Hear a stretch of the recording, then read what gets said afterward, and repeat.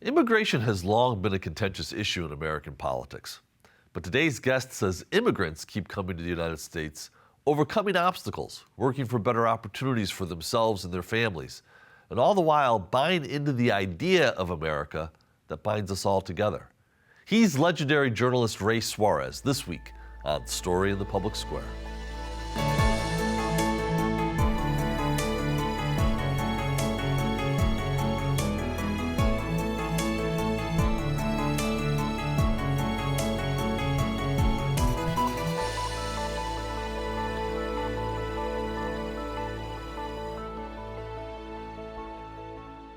Hello and welcome to Story in the Public Square, where storytelling meets public affairs. I'm Jim Ludis from the Pell Center at Salve Regina University. And I'm G. Wayne Miller, also with Salve's Pell Center. And our guest this week is Ray Suarez, one of the great journalists of this era. He hosts the podcast On Shifting Ground, and his new book is We Are Home, Becoming American in the 21st Century. He joins us today from Washington, D.C. Ray, congratulations on the book, and thanks for being with us today. Thanks for having me with you. Well, you know, the book, I said, it's brilliant. For the audience at home, though, who maybe hasn't read it yet, do you want to give us just a quick overview? It's basically the story of the modern era of American immigration. The rules changed significantly in 1965, and people started to come to this country from more places in the world, and it changed the country. It is changing the country. So there's a quick history of American immigration law, a look at some of the ways the modern era has changed American demographics, and then the deeply felt stories of the immigrants themselves, oral histories. You know, the question that I kept asking myself as I read the book was, what makes somebody an American? Yeah, clearly you've given some thought to that. Well, I would suggest that unlike a lot of countries in the world where there's a very strong consciousness of a shared national identity that comes from shared attachment to the land, shared blood, shared clan, shared heritage, the United States is radically different from those places. We have no origin story that is part of us all. So we, almost by default, pick an origin story, and you are a part owner of it, whether you arrived the day before yesterday or your ancestors have been here for 500 years. It's a remarkable thing, really, in the history of the world. Shared values, shared ideas, shared notions of freedom. If you sign into those, it doesn't matter what you look like. It doesn't matter how you pray or whether you pray at all. It doesn't matter where your people come from. You can be a part of this thing. And that's the great American exception. It has been the great American exception. And we tinker with that at our peril. I guess that's one of the places I land at the end of the book. So, Ray, what attracts people to the United States in 2024? Sometimes it's nothing more complicated than the place where they are becoming increasingly difficult to live in, to prosper, to raise a family, to be safe from prosecution and persecution. So there's that part of it. There are talented, innovative, elbows out, aggressive people that know that the United States offers someone with their skills and talent opportunities that they wouldn't have at home or in a dozen other countries that they might aspire to move to. So it's a mix. It's a mix of opportunity, freedom, safety, the possibility of getting away from a place that just is not a good place for your family to be for the long haul. And having said that, I really have to stress, it is hard to leave the place that you know, the place where you come from, the place where people know you, the place where people love you, the place where you speak the language, the place where you fit in. To leave all of that, to voluntarily pull yourself out of context permanently is a hard thing. And we don't give people who start over in America nearly enough credit for doing a really tough thing. So, Ray, that appeal, how does it differ from the appeal historically, or does it? Has this been a constant theme from the beginning of people coming to this country? You know, that refuge has always been part of our story. Whether you were fleeing the revolutions of 1848 in Europe, whether you were fleeing the abortive revolution in Ireland in the 1790s, whether you were fleeing radical political change or persecution if you were a member of a religious minority or ethnic minority, those people have always been part of who comes to America. What's changed is the map. The United States specifically the United States specifically excluded people from a big patch of the planet. So really, when you talked about immigration for much of our early history, you really only meant people from Europe. You only really meant people, white people, as immigrants. Black people came as property, as chattels. They came in chains.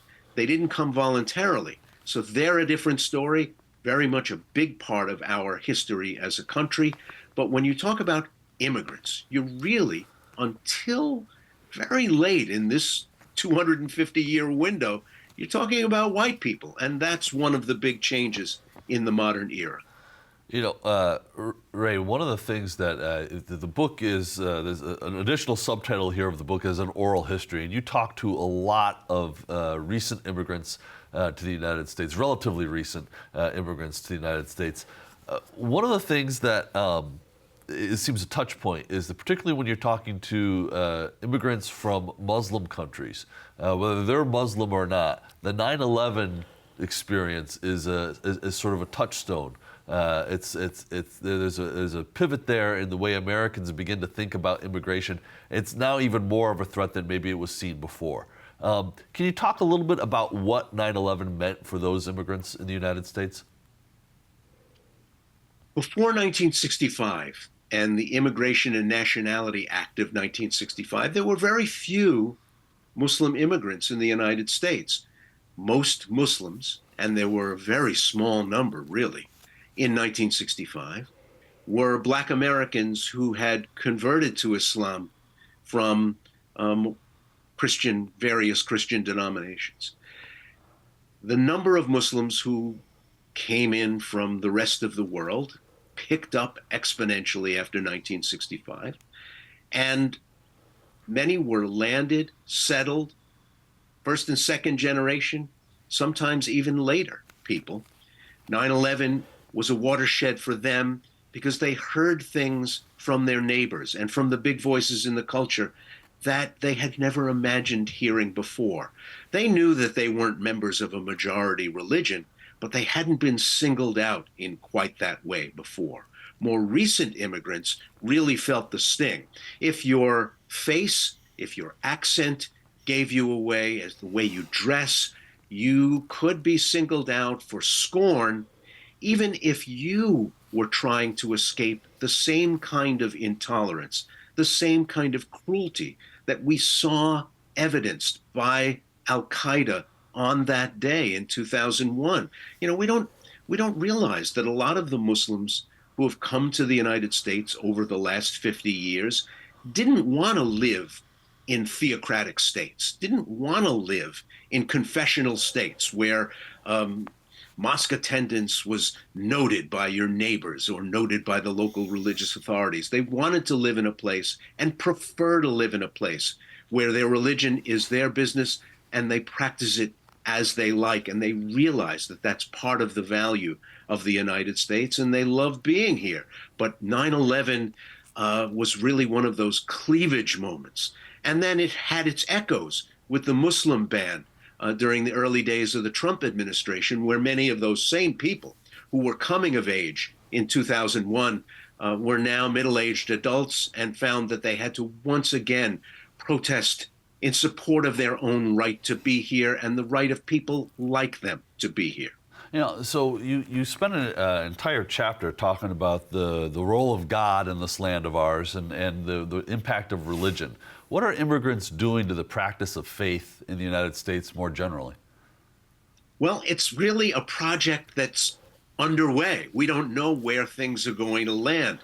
Immigrants tend to be more religious than native born Americans, but we don't know whether over time they're going to become more like their US born neighbors and become increasingly secular. Right now, we're undergoing rapid secularization in the United States. We are the least affiliated people that we've been in over 200 years. So, will immigrants start to resemble the American profile more broadly, or will they, especially in these early generations, continue to hold fast to the religion that they came with to this country?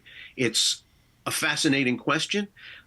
Muslims have been very interesting to watch in their voting habits, in their civic styles, because previous to 2001, a lot of them said they prefer the Republican Party because of its social conservatism. And they found the trends in the culture to be toxic, the way women were depicted in popular culture. They found the lyrics on music and popular radio to be a problem. So they said, who am I as an immigrant, as a religious person? I think these people are more like me. But with the trends in the American church, broadly speaking, and the trends in American culture, even in the face of those, 2001 became a watershed moment, and Muslims began to more openly favor the Democratic Party because of its tolerance, while still having a little bit of a problem with its liberality concerning culture. So there's a knife edge there. When you talk to more conservative Muslims, they realize they're not going to be rousted out of the country by the Democrats, but they're not sure that they like the let it rip attitudes toward the culture either. So it's a fascinating straddle for them. So let's look at modern immigrants from Africa. What does America's long history of slavery and racism mean to them, and why do they still come? So I guess that's two questions for the price of one. Well, Wayne, I really wanted to make sure I spent some time talking about Black immigrants in this book because we so little talk about the fact that now, in 2024, 1 out of every 10 Black people living in America is an immigrant. Wow. This is a new place we've arrived at. And 1 out of 5 Black people in America is either an immigrant or the child of immigrants. So coming from our history, where Black people were brought to this country in chains, coming from our history, where they spent a century fighting just for civil human rights, the idea that people in other parts of the world would look around the world, see America and say, yeah, that's the place I want to go, is a sort of validating moment, I think. The fact that America looks good to Black people in the Caribbean, in Africa, in Europe, is something that Americans can be proud of. It's a funny and ambivalent history. If you sat in a movie theater in Accra, Ghana, or Dakar, Senegal, and watched newsreels in your local cinema, you saw fire departments turning hoses on student protesters. You saw citizens dumping food on young college students waiting to be served at 5 and dime counters in the American South. You saw the death of Martin Luther King, the assassination of Malcolm X. So there were no illusions about what kind of place America could be for Black people. And at the same time, some of the most famous people in the world were Black Americans, whether it's Michael Jordan, Michael Jackson, Joe Louis, Martin King himself. So many models of excellence, models of outstanding achievement were held up to Black people around the world as Black Americans. So you had this funny mix of histories coming down to someone I talked to like Jibril from Senegal, who realized early on he wanted to come to America, he wanted to be an American. And while many of his friends were moving to Senegal's old colonial country, France, He said, no, I don't want to go to France. I want to go to the United States, and pointed his education and his ambitions to coming to this country. Ray, you also introduced us to a gentleman by the name of Solomon Kabriye, and I hope I pronounced that name right.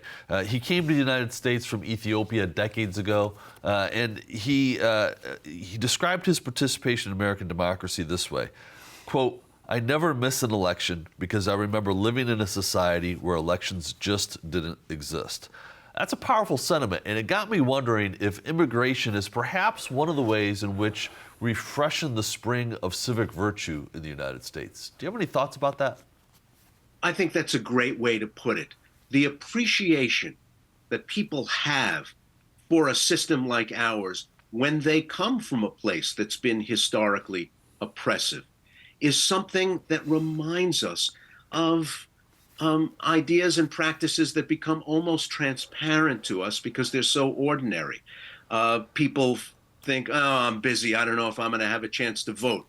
The people who really value voting, like Solomon, who you mentioned, they're not like that. They don't say, oh, I'm so busy. I don't know if I'm going to get to vote, because they know what it's like to be in a country where the individual is not valued, the individual is not heard, and certainly doesn't get to register an opinion that can pull down a government. So time and time again, the people you write about in this book hearken to the values enshrined in the founding documents of this country, particularly the Declaration of Independence. What do they find in these documents, and particularly in the Declaration of Independence, that appeals to them, that they treasure, that they want to live live in a place where those are founding values? They treasure the idea, and again, it's an idea and an ideal, because they're not, naive about what life in this country is really like. They know they can be singled out for disdain or marginalization because of the way they look or the way they sound or where they were born, but they cherish the ideal of all men being created equal, of being endowed with rights that cannot be taken away from them. And when those rights and privileges of being an American are in trouble, are in danger, are under threat, they feel it more keenly than many native-born Americans for whom it's just in the water and in the air, an assumption, a given in their daily lives. So Samir, one of the first people who I talked to at length in the book, told me that one of the days he felt most like an American, like he had finally had his ticket punched, was when he was taking his kids and going to a protest against the Muslim ban. He was a guy who always kept his politics quiet, personal, out of the public square, and now he was standing in a demonstration and holding up signs with his kids, and it felt like a moment of passage, even though he had been now more than half his life in the United States. These rights, Osama Balul, an imam from Tennessee, who became an American citizen while his mosque was under threat in Murfreesboro, Tennessee, from people who didn't want to give his congregation a permit to build a place of worship, specifically because they thought it was a threat to Murfreesboro.